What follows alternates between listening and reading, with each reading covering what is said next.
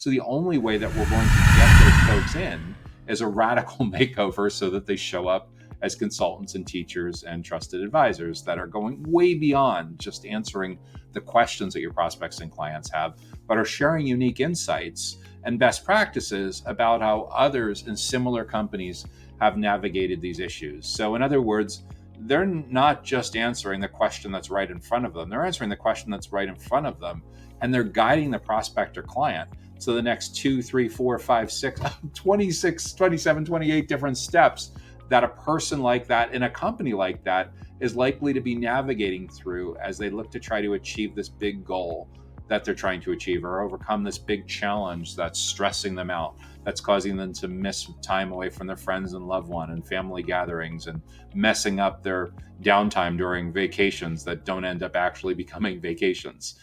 Hello, good afternoon. For many of you, it's good morning. For some of you, it may even be good evening. I'm Joshua Feinberg from DCSMI, and I'm thrilled to welcome you to this week's Data Center Go-to-Market Sales and Marketing Q&A live stream. Coming to you from DCSMI, the Data Center Sales and Marketing Institute. We are all about elevating the role of sales, marketing, and go-to-market professionals in the growth of the data center industry. And each week, I tackle a handful of the biggest challenges in sales and marketing that you have raised.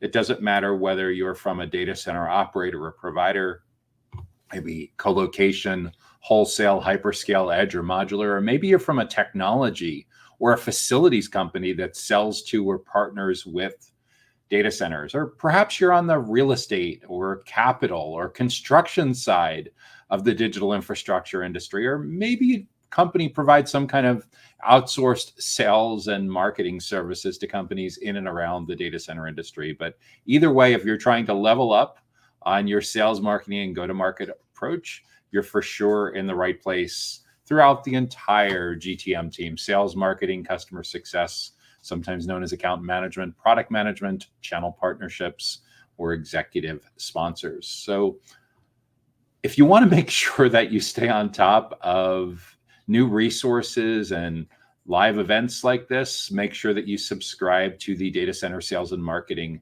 newsletter that can come to your email inbox each week on Sundays. To do so, just head on over to the DCSMI website at www.dcsmi.com. You'll see a button right on the top of the homepage to subscribe, or you can go to dcsmi.com/newsletter. Either way, it will get you to the same destination.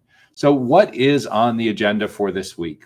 I'm going to first start by looking at how to improve data center product management. Then we'll turn our attention to how a carbon negative data center can get funding to scale. So this is one level even beyond carbon neutral. This is carbon negative, how they can get funding to scale. And then we'll look at how a managed full service telecom provider can improve its data center marketing. After that, we'll take a real quick break for a message from our sponsor, and then we'll continue with how a telecommunications and data center provider can improve its market presence. After that, we'll look at how an electrical engineering firm for data centers can improve business agility. And as we head down the home stretch for this week's Data Center Go-to-Market Sales and Marketing Q&A, we'll look at how an optical transmission, power cable, and electronics manufacturer sells to data centers. So without any further delay, let's jump right into this week's first question. So how can we improve data center product management? The number one goal for data center product managers is to deliver value to its intended clients, which sounds easy enough, but in a lot of companies, there's often great debate, fierce debate, hotly contested debate over what these priorities need to be. So generally, it depends on the nature of your business model. Technology companies, sometimes facilities companies, are a little bit tighter and invest more aggressively in product-related roles. Sometimes operators, depending on the nature of their business model, may not invest quite as aggressively in product-related roles, depending on their company size and their focus. But at the end of the day, product is an essential part of the go-to-market team, working hand in hand with marketing. Sometimes there's a dedicated product marketer or product marketing team, kind of a mix between marketing and product. Of course, product works really carefully with sales to make sure that the product roadmap, both current and present and future, takes into account what clients are asking for. And same basic reason why product managers work closely with customer success, work closely with account managers. And of course, if your company has a channel partner focus, there's a really good chance that your product leaders, product managers will spend significant time with your channel leadership and channel partners to make sure that you're building features and services and making investments that help your channel partners be more successful as well. But in some companies, product is elevated all the way to the executive level of the company, like a CPO, a chief product officer. In some companies, there's a vice president of product. Some companies in the data center operator space will combine marketing and product together. I've seen that with a number of the large data center operators, co-location kind of companies, where there's a vice president of product and marketing, there's a chief marketing and chief product officer aligned together into the same roles, kind of joined at the hip. The one thing I will say when it comes to consolidating those functions is, as we move closer and closer to the reality that so much of the buyer's journey is now self-service, is now self-driven, where, as Gartner found, 83% of a typical journey happens before sales contact, you're going to increasingly see a convergence of these roles.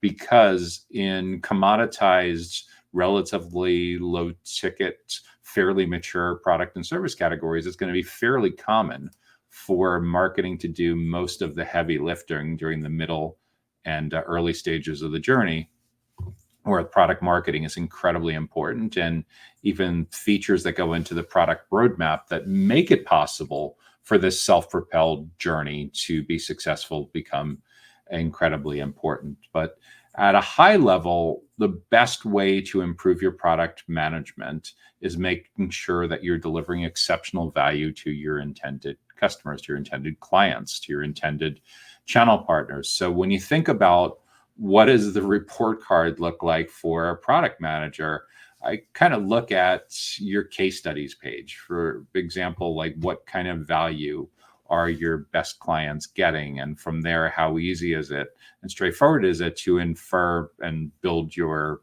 ideal client profile from the consensus on what's on your case studies page? The reality is your product manager should be spending a ton of time with your customers.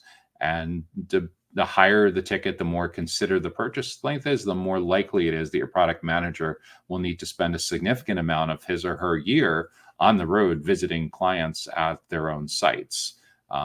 If you're fortunate enough that your clients come to you on a regular basis, you can probably get away with a little less travel. But either way, if your product manager isn't spending a significant amount of their year, a significant amount of their month having meetings with clients and potential clients, they're probably getting distracted into things that may not necessarily be top priority.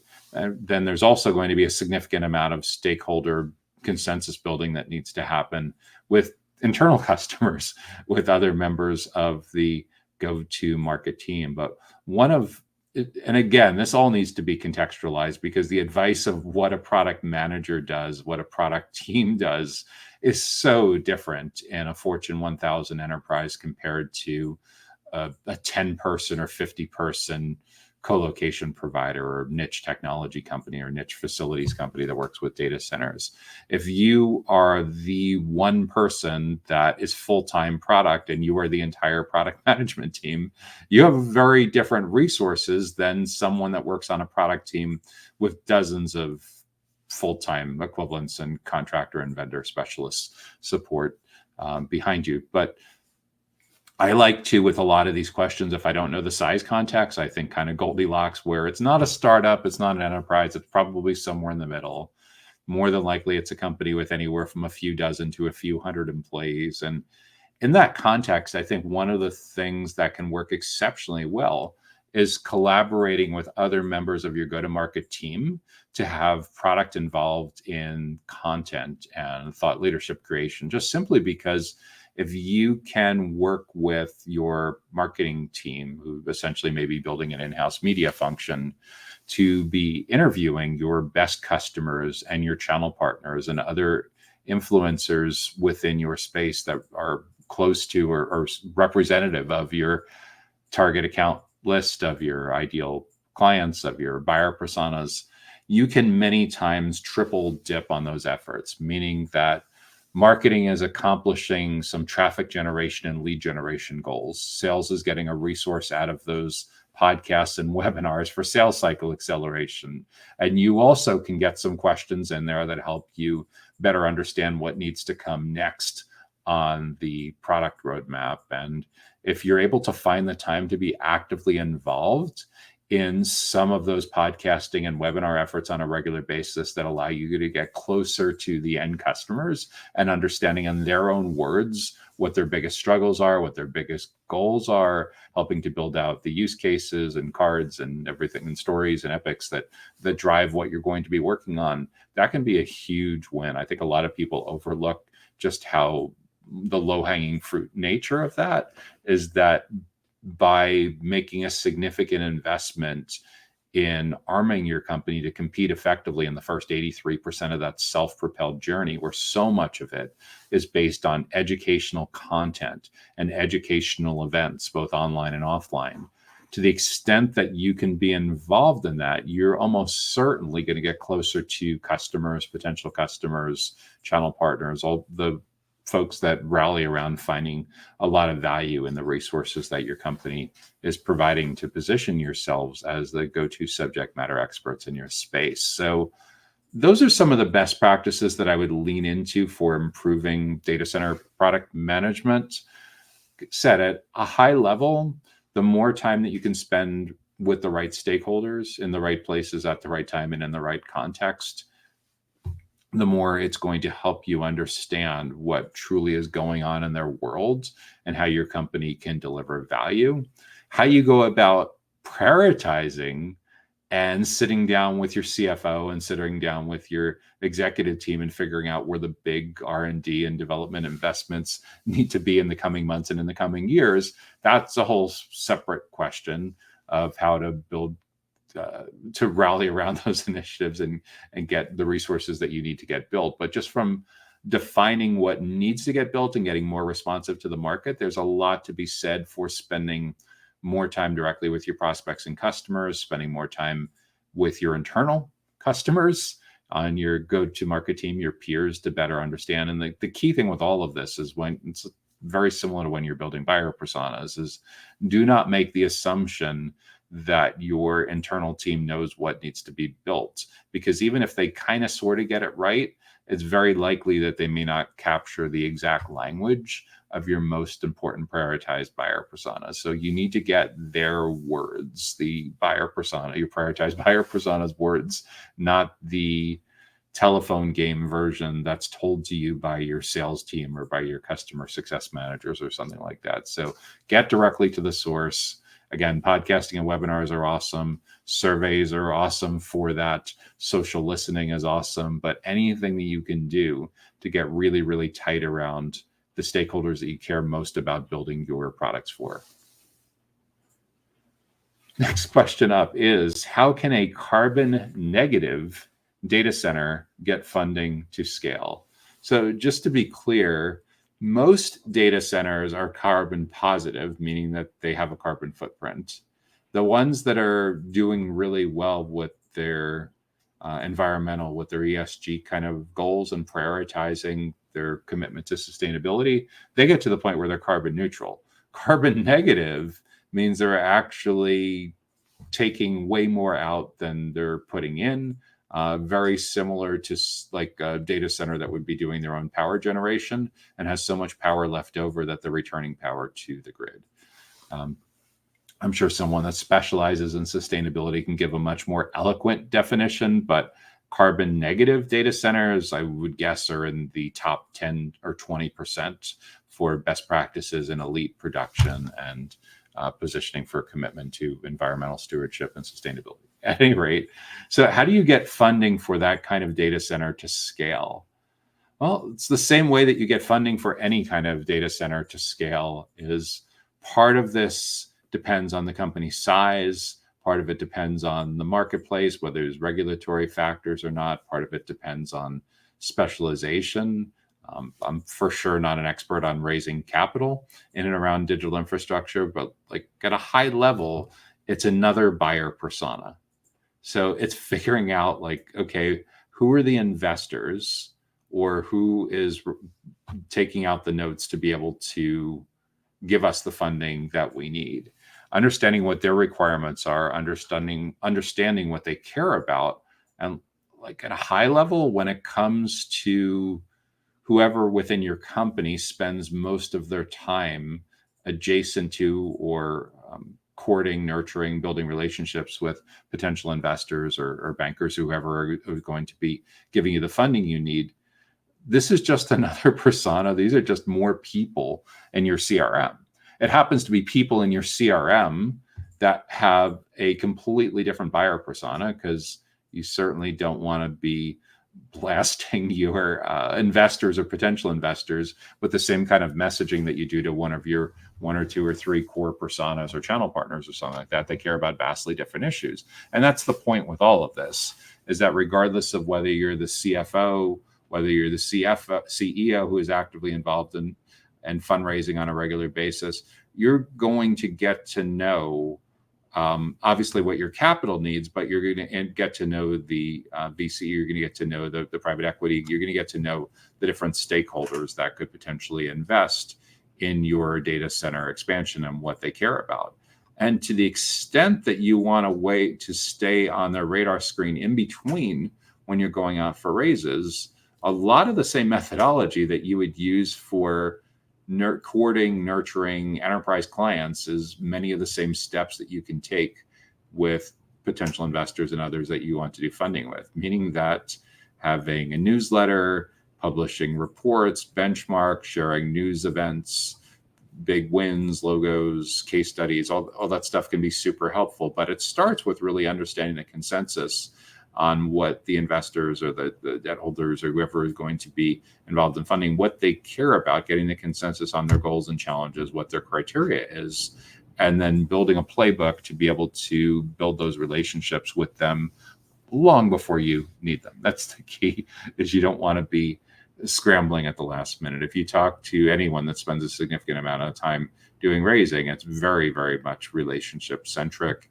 And you should have, if you think about a typical buyer's journey that someone that's funding your company would go through, your pitch deck is like decision stage, but you still need like awareness and consideration type of content that educates and builds trust with those investors. So by the time you get to a meeting where you're going through the pitch deck with them, they already know who your company is. They know who some of the key leadership members are on your team. They know some of the big wins that you've had in the last several weeks and in the last several months. They know your brand and in the space. So it makes everything quite a bit easier. So when it comes to getting funding to scale, the reality is you probably have more in common with other technology companies, like SaaS companies, than you likely realize. So for carbon neutral, for carbon negative, there's going to be certain venture capitalists, private equity firms, and other similar kind of funding sources that are especially aligned with your mission and your goal to be carbon negative. So I would lean heavily into that as well. But for sure, it's the same kind of general approach that content and events for potential investors. It's just that likely it's a much smaller segment, but for sure, the same kind of methodology that you would use for like account-based marketing and having, in the same way, instead of having an ideal client profile, you have an ideal investor profile, right? And from your ideal investor profile, you can build out a list of a couple dozen potential companies that might want to invest in your funding to scale your carbon negative data center business. And from that list of potential companies that would want to invest, you narrow it down to specific people in those companies that you need to be building relationships with, and how you get in front of them. Some of it could be meeting up with them, setting up meetings at events where you know they're going to be attending. Some of it could be inviting them onto a podcast that you're hosting. Some of it could be inviting them to a panel, either in person or virtually, that you're hosting. Some of it could be inviting them to a roundtable discussion, private dinner with 5, 10, 20 stakeholders within the industry. There's a lot of different ways to tackle this. But at the end of the day, you need to be building relationships with these funding sources long before you need them. So use a lot of the same best practices that you would use for any kind of effort that you're using to build awareness of your business, except for the most part, these strategies will be executed by investor relations, CFOs, your CEOs, and there'll be different kinds of stakeholders that you're speaking to at these different kinds of companies. So that's my general insight on what I would focus on if you're looking to get funding to scale. But yeah, for sure, you need to make sure that your team is built in such a way that it's going to be appealing to investors, to venture capital, to private equity sources, because it's very, very likely the moment that you are looking to get to the next level with funding and expansion, that the pedigree, the resume of your CFO becomes incredibly important. So all of these should be factors that you're thinking about for your carbon neutral data center to get funding at scale. How does a managed full service telecom provider improve its data center marketing? How can a managed full service telecom provider improve its data center marketing, and let's say by extension, your sales as well? So your company is in telecommunications, but over time you've realized that that's a very crowded space. It's a very mature industry. And for the most part, your clients come to you because they don't just want the circuits, they want a full solution wrapped around there. And they want a single point of contact to take ownership of anything and everything having to do with their telecommunications. So it's more than likely how you've ended up with having a business model that's focused on full service and managed services at the intersection of telecommunications for digital infrastructure for data centers. So given that, how can you improve how you approach your marketing and by extension, your sales? I think what it largely comes down to is being very self-aware about what your capabilities are today, what your capabilities will look like 3-6 months down the road, and where you've done best in the past. What kind of clients have been most successful engaging with your company for telecommunications and have been extraordinarily happy with the kind of managed services that you've provided them wrapped around those telecommunications needs? So with all of that in mind, you more than likely have some kind of reviews page or testimonials page or case studies page. What's the consensus on who the clients have been that have been most happy? Is there a certain geographic region where they all tend to be located? Is it regionally? Is it a state or province? Is it your whole nation, whole country? Is it a cluster of countries, a whole continent? Is it global? So geographically, where do you win most often? Where do you win the deals, and where are your clients most happy? The second part is to think about the size of client where you do best.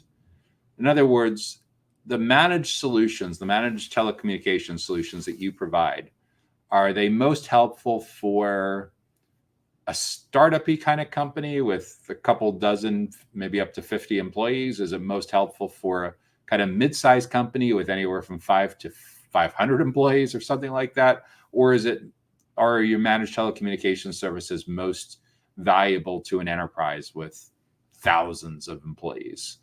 Again, only you can answer this. It's as long as you're not a startup and you have an idea of where you've been most successful historically, the kinds of clients that have been happiest, what's most profitable for your business to be in, where the market is going, where the industry is going, or where you feel you can be most competitive currently and in the near future. All of that wraps into understanding the geographic region that you should be targeting and the company size that you should be targeting.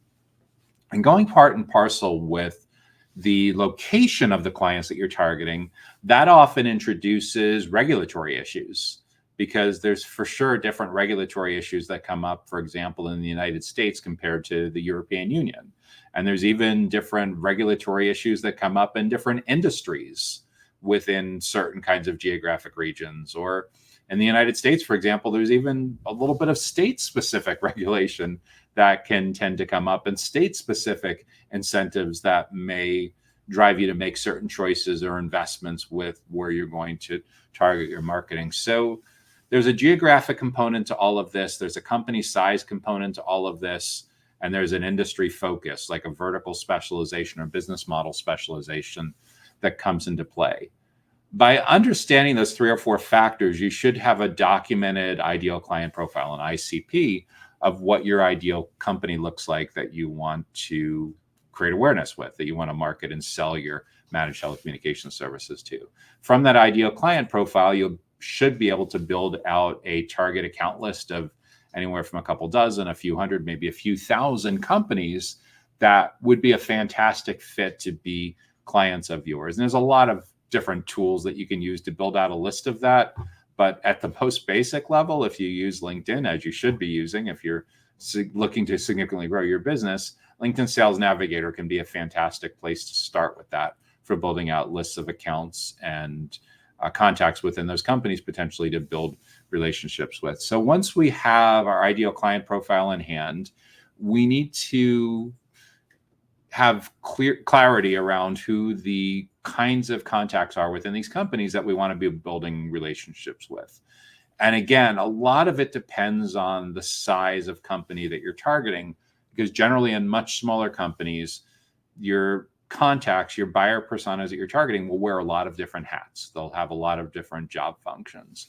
If you're targeting enterprise clients, for sure your decision committees will be much larger, but it's also far more likely that the job functions are a lot more specialized, and you may need a more granular level of segmentation with how you approach your buyer personas. So you have your ideal client list that defines the companies that you want to reach, and then you have buyer personas. Those are the individuals within the companies that you need to build relationships with. And your buyer personas, you're generally going to want to prioritize: a primary buyer persona, a secondary buyer persona, perhaps a tertiary buyer persona. And these are grouped together, not so much by job title, but based on what they have in common with what they're trying to achieve and what they're struggling with.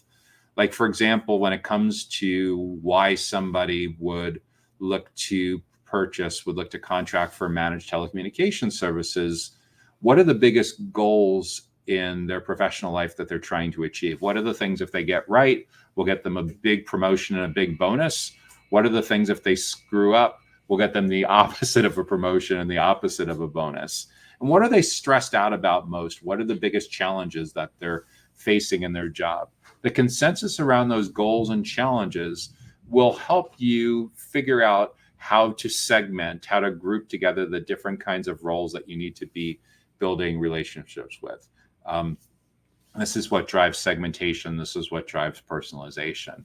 And from there, once we know the biggest goals and challenges of the most important stakeholders in the kind of companies that we want to reach, we use that information. We use the research that we've done for our buyer personas to build out a content and events calendar. And the goal with the content and events calendar is to completely crush it in the marketplace and the buyer's journey in which we currently operate. So one of the most important things to take into account is, when it comes to telecommunications, when it comes to IT, the broader category of IT within the data center marketplace, your buyers are becoming increasingly self-allergic to sales contact, meaning that they just want to do a ton of research on their own before they're open to having a meeting with someone on your sales team. Like 10 years ago, when this research was done by CEB, the Corporate Executive Board, working together with Salesforce and Sirius, they found that about half of a typical buyer's journey was over before sales contact. Fast forward to where we are now, it's no longer 56% of the journey is over before sales contact. It's now 83% of a typical buyer's journey is over before sales contact. So what that means is your sales team is largely considered unwelcome in the early and middle stages of the journey, unless your sales team shows up as teachers, as trusted advisors, as consultants, as subject matter experts, and perhaps even as thought leaders. And the way to do that is your sales team, and to a certain degree, your customer success, your account managers need a radical makeover. They need to be repositioned to move away from being seen as traditional sales and customer success that are just focused on a transaction and the size of the deal and closing at all costs. They need to be focused on showing up where your ideal buyers are, not where you want your ideal buyers to be 2, 3, 4 steps, or perhaps 28 steps down the road. And by the way, why 28? Because a typical journey between complete stranger and purchase decision now involves 28 touch points. We need to get you in on as many of those 28 touch points as possible. So you're just spending a ton of time with your ideal clients, educating and building trust with them. So when they are ready to look at managed telecommunications, you're nearly guaranteed to be on the short list. And if you do this exceptionally well, sometimes your educational content, your events can have made such a profound impact on shaping how your prospects evaluate all the other alternatives in market. You may have completely eliminated the competition, so the short list collapses down to your company. So that's how to approach this at an elite level. From a tactical perspective, yeah, you know their goals and their challenges. And of course, your content and your events need to focus on their goals and their challenges, not what you want to sell them, but where they currently are, their biggest goals and their challenges that they're trying to achieve. From a tactical basis, this is going to look a lot like videos of all different lengths. It could be live videos like webinars and live streams. It could be offline webinars like breakfast seminars and lunch and learns and other kinds of educational events, and all the repurposing that comes along with that, recording and packaging into smaller videos and shorts and image-based content and PDFs and ebooks and planning templates and social posts. But the first part with really crushing this and completely dominating and spending all of the time with the right people in the right places in the right context is from the top down, starting at your executive leadership level, making a high priority that your company wants to be seen as the go-to experts in your space, the definitive, by far and away, experts in the space. Otherwise, you're just facing increasing commoditization. And more than likely, the reason why you now consider your company full service and having a managed solution is because you've seen the handwriting on the wall for years.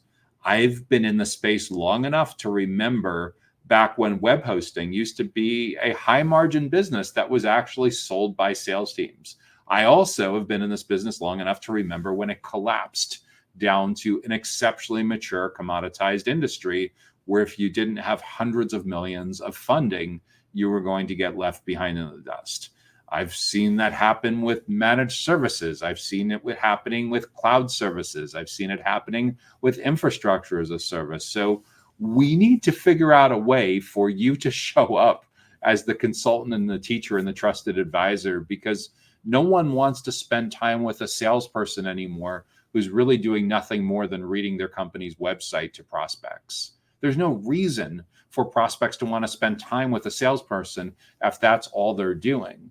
The salesperson needs to be delivering so much value that it feels like free consulting, and free consulting that's at such an elite level that your sales team comes across as if they were part of a big four enterprise consulting firm. In other words, your salespeople were delivering so much value, it almost feels like Deloitte or PwC or KPMG or EY or something like that. When your sales team has risen to that level, all of a sudden your prospects and your clients will want to spend time with your account executives, with your sales developers, as opposed to you chasing them. So when it comes to how a managed full service telecommunications provider can improve its data center marketing and its data center sales, is recognize just how much the world has changed in terms of buyer preferences, and figure out a way for your marketers and your sales team and your product and your customer success, your channel managers,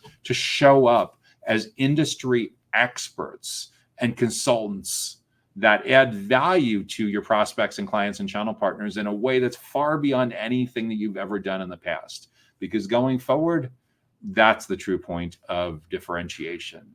The Data Center Go-to-Market podcast is sponsored by DCSMI, elevating the role of sales, marketing, and go-to-market GTM professionals in the growth of the data center industry.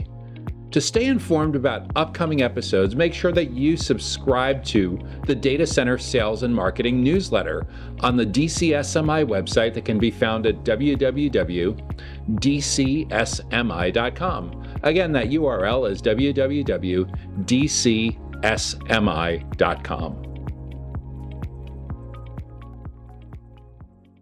Welcome back to this week's Data Center Go-to-Market Sales and Marketing Q&A show. I'm Joshua Feinberg from DCSMI, the Data Center Sales and Marketing Institute. We are all about elevating the role of sales, marketing, and go-to-market professionals in the growth of the data center industry. And each week, I tackle a handful of the biggest sales and marketing challenges that you have raised to help you grow your professional presence, to grow your team's impact, to grow your company's impact in and around the digital infrastructure industry.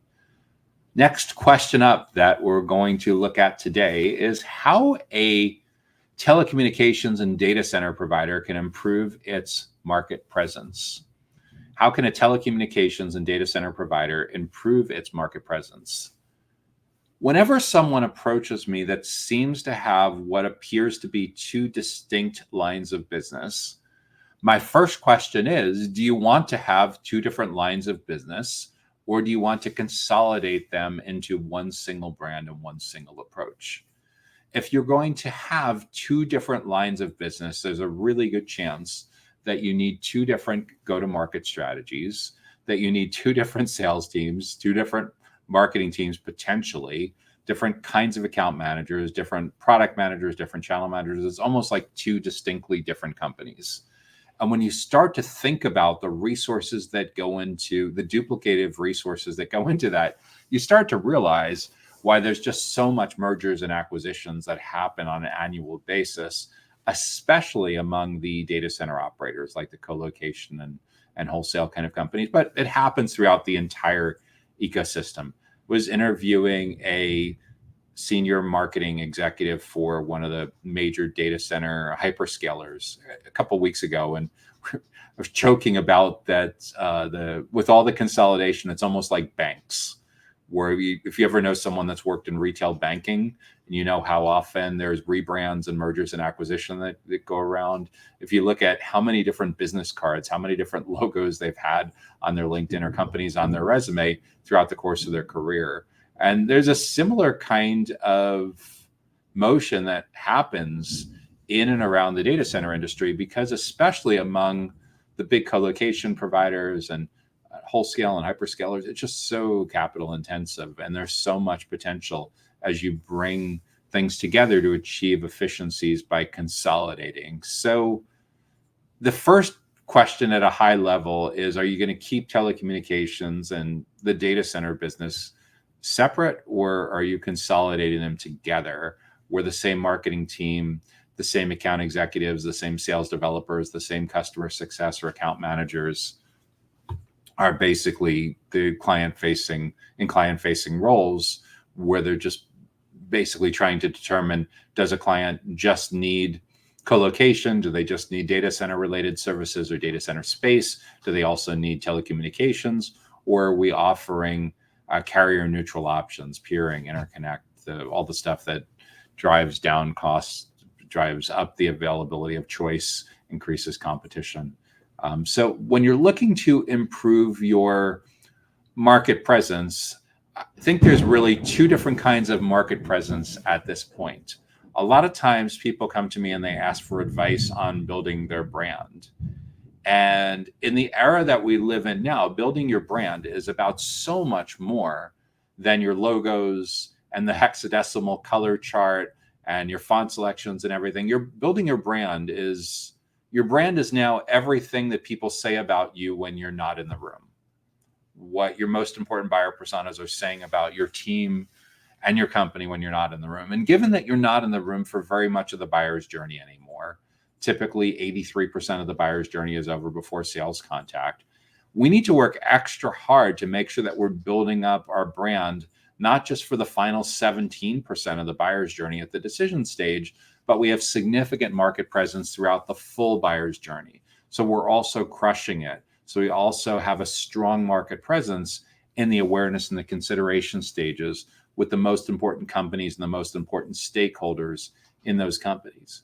And the way we invariably need to do that is, for starters, we need to recognize that a typical journey now, a considered journey, can have as many as 28 touch points between complete stranger and purchase decisions. So our goal isn't just to have one or two of those 28 touch points. Our goal is to stack the decks in our favor as much as possible by being involved in as many of those 28 touch points as possible. So often in and around the data center industry, we see it's very common for large companies and mid-sized companies to make very significant investments in field marketing and event marketing. And that can be good. It can be very effective if the events are getting you in front of the right buyer personas, if their demographics line up nearly perfectly with your ideal client profile and your buyer personas. But even when that happens, the epic pool party that you had poolside at the Cabanas in Las Vegas is still just one touch point. The amazing celebrity golf tournament that you had raising money for one of the most respected nonprofits on the planet, that also, unfortunately, only counts for one touch point. So you have 2 out of the 28 touch points. What are we going to do to get you in on those other 25, 26 touch points so that you stack the decks in your favor, so that you're continuing to nurture and educate and build trust with the most important buyer personas in the target companies that you want to grow your presence with? So a lot of it becomes self-awareness that we're in this journey now where it's self-propelled, it's self-driven.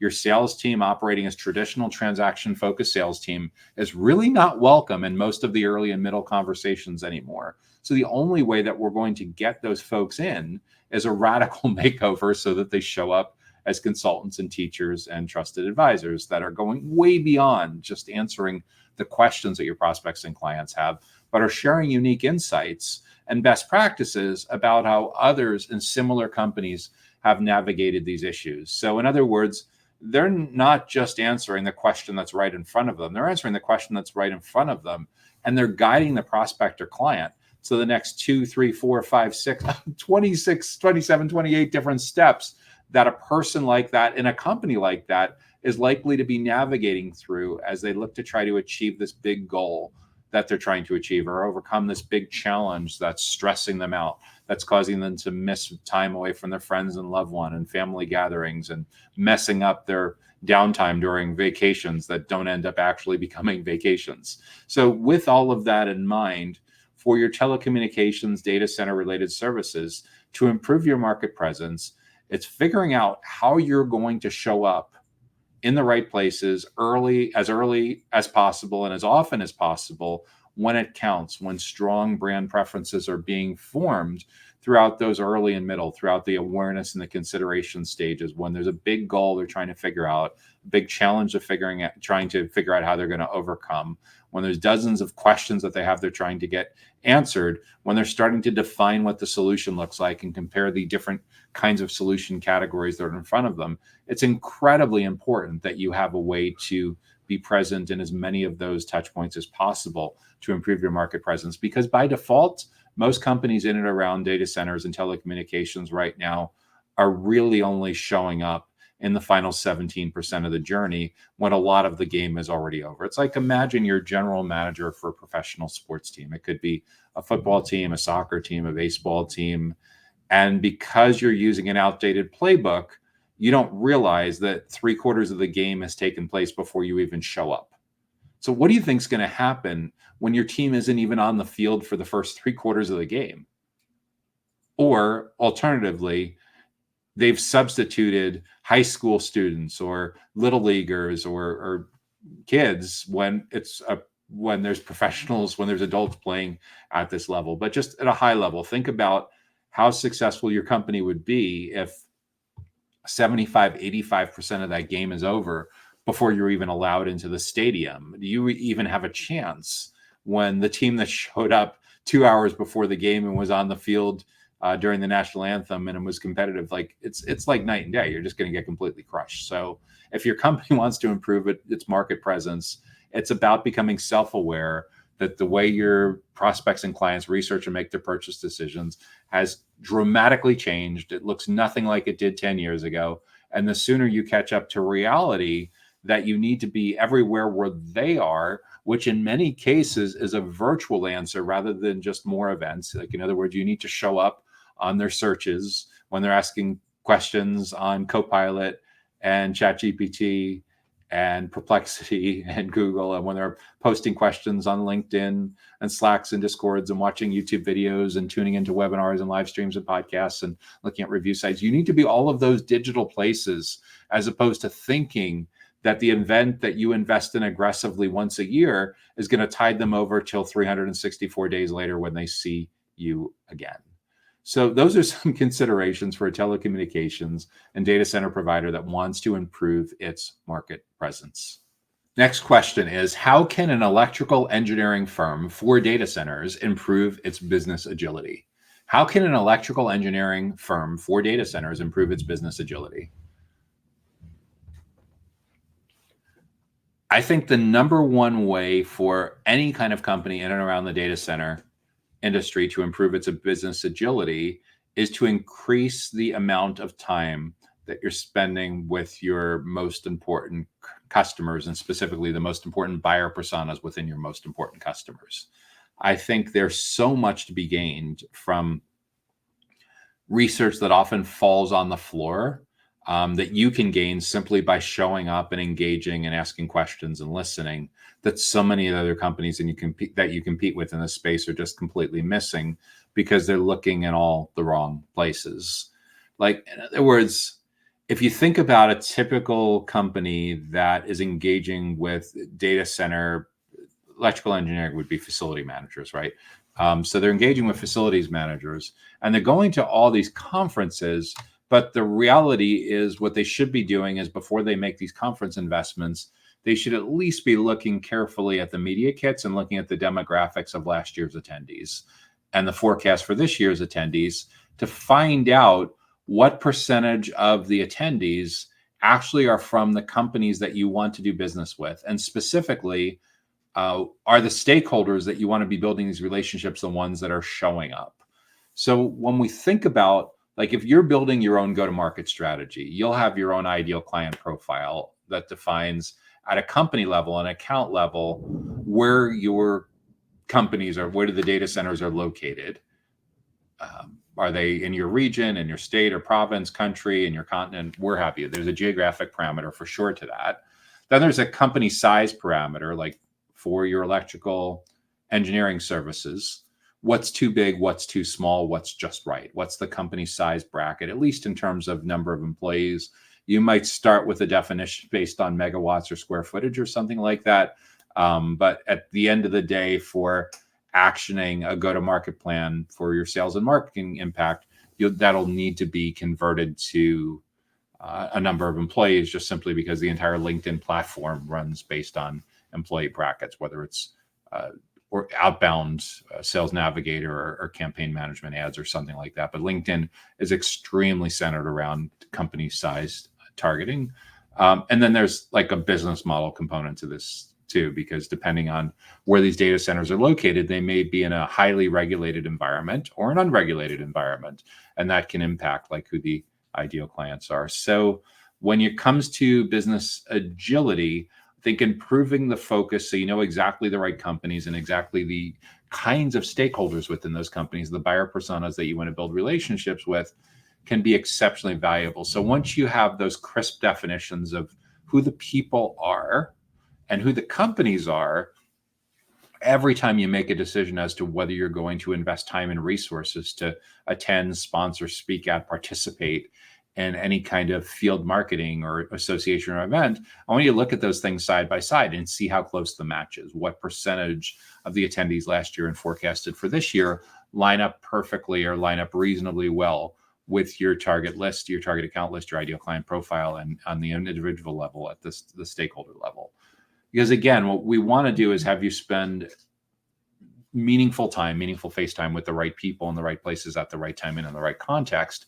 And if it's not from the right companies and if it's not the right people, you're going to get a lot of noise that may not be especially helpful for anything, and certainly not your agility. So when it comes to agility, you're looking to typically increase the speed at which you learn and the speed at which you iterate. And I'm a huge proponent that your team now needs to be showing up as consultants and teachers and trusted advisors and subject matter experts and thought leaders, as opposed to just vendors. Because when they do that, it enables you to make investments in things that not just are helping your marketing and sales, but they're helping to understand what you should do next as a business. Like if you had a product manager, what would feed your product insights and your strategic roadmaps? And all of that will have an enormous impact on business agility. So it's things like running surveys and crunching those numbers and publishing research reports. That for sure increases your business agility.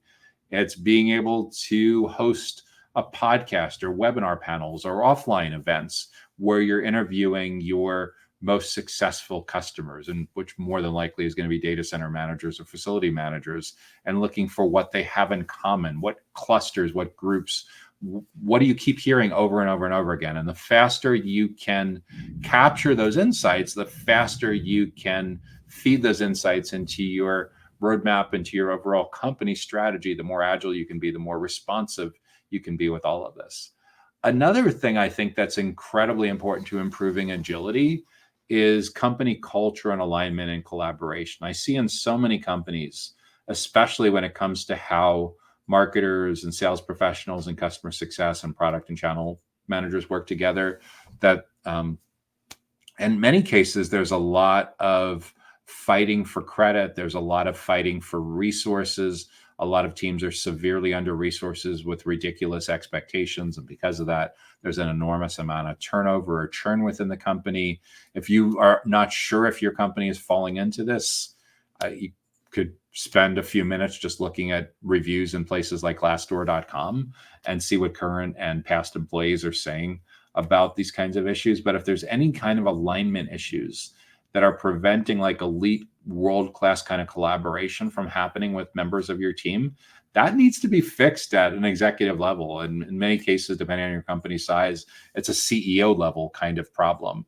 Obviously, if you have an enterprise, it's probably not getting all the way up to, with thousands or tens of thousands of employees, it's more than likely not getting all the way up to the CEO. But if you have like a small to mid-sized company with a couple dozen or a few hundred employees, and there's major problems in the revenue function and the client-facing kinds of roles that are preventing collaboration, that for sure is messing up your business agility. So yeah, you definitely want to address that around the same time, because happy clients are usually the byproduct of having happy employees. Miserable employees, toxic workplace kind of things lead to not happy outcomes, especially when those folks are client facing. So make sure, if you're serious about improving how your brand is perceived in the space and having a strong market presence and the positive impact that can have on getting your growth flywheel to turn faster in business agility, it really starts by looking at a cultural issue, what you want to be known for in the marketplace, and making sure you're positioning yourself in a way that helps you to stand out, not just at the last final stages of the journey, the last 17% of a typical journey at the decision stage, but allows you to stand out and have an active role in conversations and educating and building trust with prospects and clients throughout their full journey. That's going to give you a tremendous amount of data that will help inform and improve your business agility over time, regardless of what you're doing within the data center industry, including electrical engineering.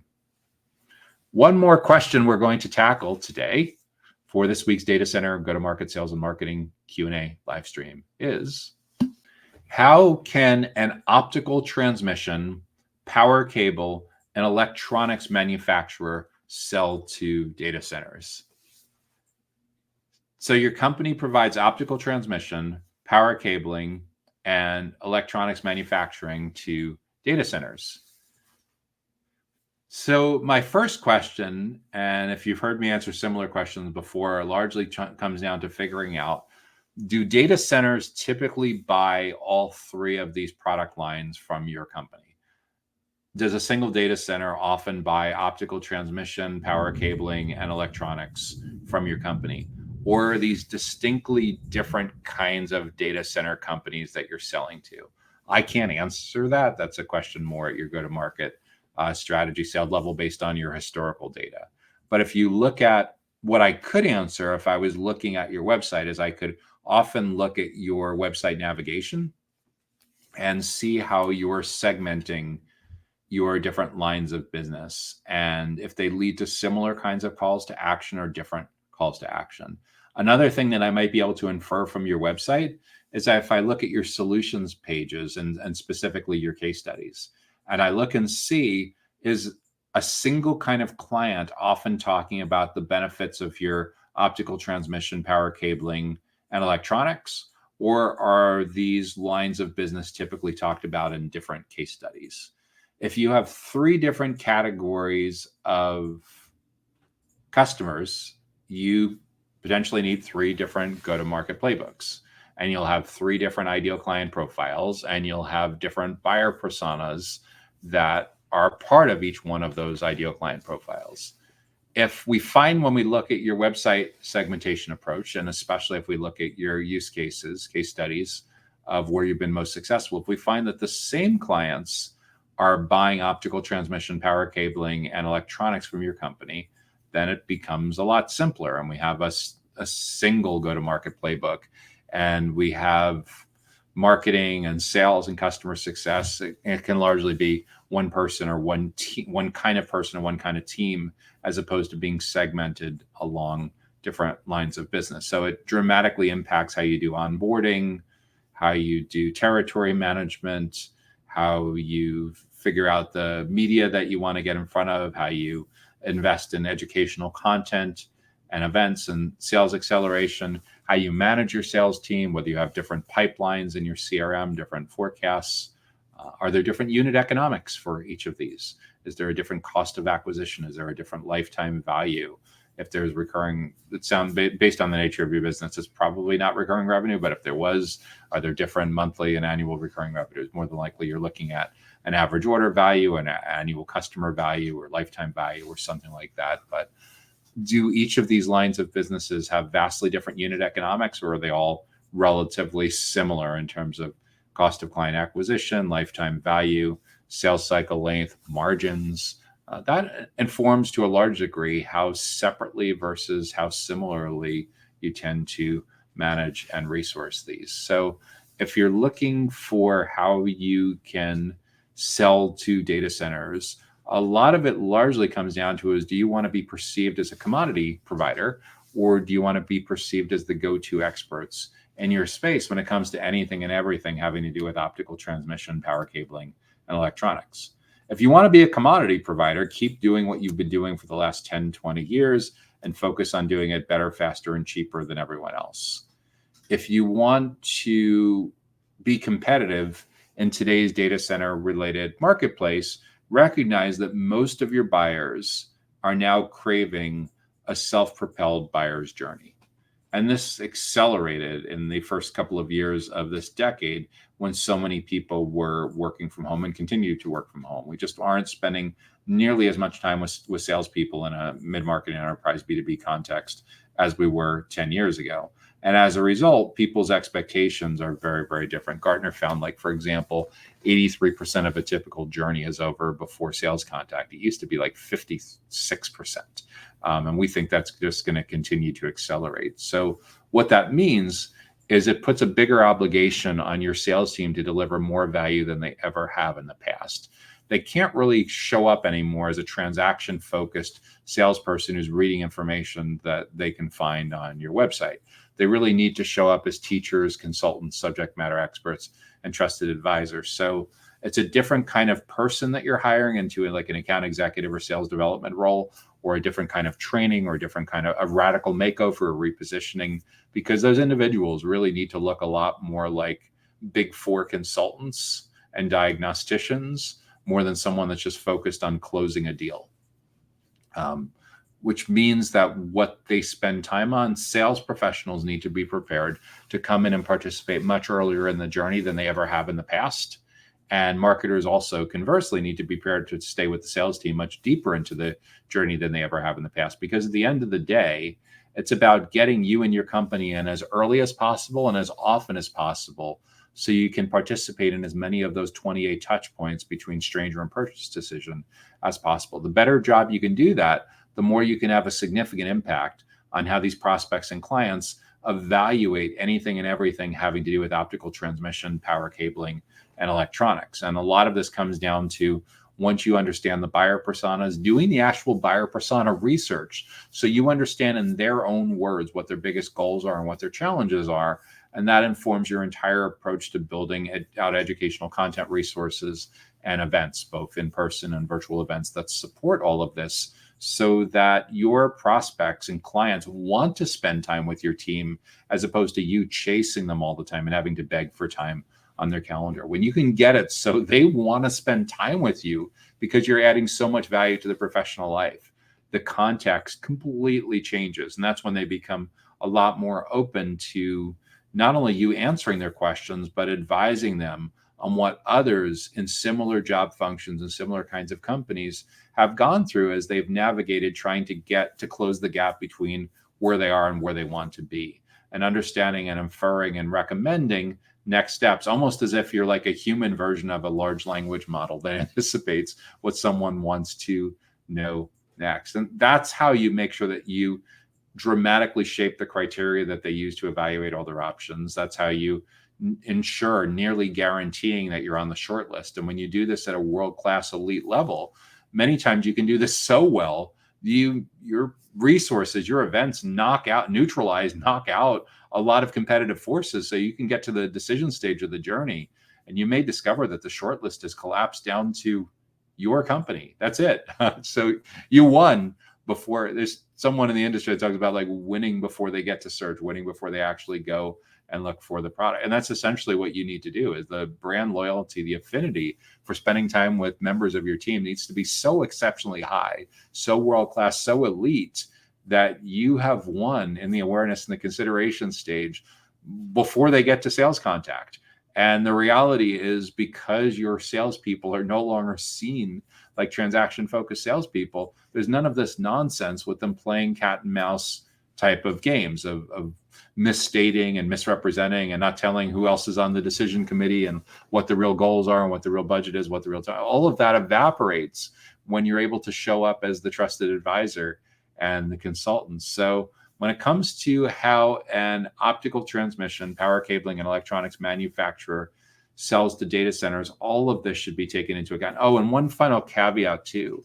I often see in this category that a significant amount of companies completely punt all of this down to intermediaries, down to channel partners, down to distributors, down to manufacturers, reps. And that can be a solution. The challenge with making it 100% of your solution is many times you're missing out on incredibly valuable insights that you would get by having your own team members spend a lot more time with prospects and clients. Some of your channel partners, some of your distributors, some of your manufacturer reps may share that insight with you, but a lot of them may not even care about capturing it because it really doesn't impact what they're trying to do for their particular business model. In other words, their business model objectives may be quite different than yours, and it can be a big mistake to assume that, one, they're working 100% on your account all the time, which would be ridiculous because they're more than likely juggling multiple lines of business, multiple clients, multiple manufacturers that they have competing responsibilities for. But even if they are 100% dedicated to you, there's multiple competing priorities of where they spend their time and what their loyalties look like. So if you're, at the end of the day, by not having these direct relationships with prospects and clients, or at least not participating in developing and creating and iterating over time these educational resources and events, you're missing out on an enormous opportunity to shape what the future of your company looks like. So it's not that these intermediate indirect models can't be successful. It's just recognize that the cost of doing it a lot of times is much higher than you realize. Many times people find it appealing because they're shifting from fixed overhead to variable overhead. But the real cost in doing that is you may miss out on enormous insights that your competitors are getting because they're closer to the end clients, they're closer to the target accounts, they're closer to the buyer persona. So all of these are considerations that you should be thinking about as an optical transmission, power cabling company and electronics manufacturer that sells to data centers. At the end of the day, we need to get found by the right people in the right places at the right time, and most of all, in the right context, so that you and your team members are seen as elite, world-class go-to experts on anything and everything having to do with optical transmission, power cabling, and electronics manufacturing for data centers. So that was the final question that I'll be addressing in this week's Data Center Go-to-Market Sales and Marketing Live Q&A show. Again, I'm Joshua Feinberg from DCSMI, the Data Center Sales and Marketing Institute. We're all about elevating the role of sales, marketing, and go-to-market professionals in the growth of the data center industry. To stay on top of new resources that we're creating to help you level up, get to the next level of growth with your own career, your team, and your business, make sure that you subscribe to the Data Center Sales and Marketing newsletter that comes to your email inbox on Sundays. You can do so by visiting www.dcsmi.com. Look forward to seeing you back again next week. Have a great week. Stay safe and wish you all the best. Take care now. The Data Center Go-to-Market podcast is sponsored by DCSMI, elevating the role of sales, marketing, and go-to-market GTM professionals in the growth of the data center industry. To stay informed about upcoming episodes, make sure that you subscribe to the Data Center Sales and Marketing newsletter on the DCSMI website that can be found at www.dcsmi.com. Again, that URL is www.dcsmi.com.